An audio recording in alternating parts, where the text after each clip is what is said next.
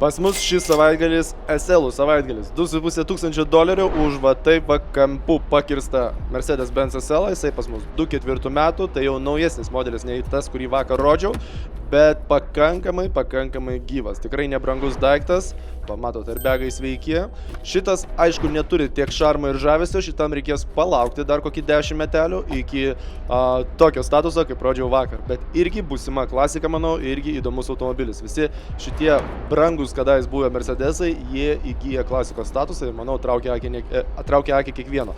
O visiems dar noriu priminti, kad mūsų Telegram grupė gyvuoja, joje jau 11 000 followerių ir visi jie žiūri variantus, kuriuos mes keliame kiekvieną dieną labai intensyviai. Tai būtinai pasižiūrėkit, ten yra visi variantai iš gyvų automobilių aukciono, iš bainiau variantų ir iš naktinio automobilio aukciono. Naktiniai automobiliai, kaip visada, žino, turi rezervus. Tai rezervas yra būtina suma, kurią reikia pasiekti, kad pardavėjas atiduotų jums automobilį. Jeigu jos nepasieksit, automobilis keliaus į gyvą aukcioną kitą savaitę ir greičiausiai parsiduos brangiau. Čia iš grynos praktikos šnekam, visada tie automobiliai, kurie nesurinko rezervo, žinokit, parsiduoda gyvame aukcione brangiau. Todėl naudokitės progą, dalyvaukit naktiniuose aukcionuose, nes jie vyksta net šeštadienį ir sekmadienį, o inventorių įkeliam į Telegram grupę Bidauto.